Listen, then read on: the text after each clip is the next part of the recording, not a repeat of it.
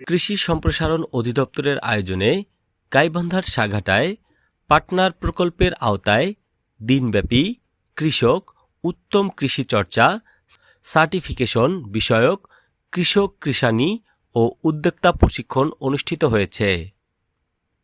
গত ২৭শে জানুয়ারি সাঘাটা উপজেলা কৃষি প্রশিক্ষণ হলরুমে উপজেলা কৃষক কৃষানীদের নিয়ে অনুষ্ঠিত দিনব্যাপী কৃষক প্রশিক্ষণে প্রশিক্ষক হিসাবে প্রশিক্ষণ প্রদান করেন কৃষি সম্প্রসারণ অধিদপ্তর গাইবান্ধার অতিরিক্ত উপপরিচালক উদ্যান কৃষিবিদ মোহাম্মদ রোস্তম আলী।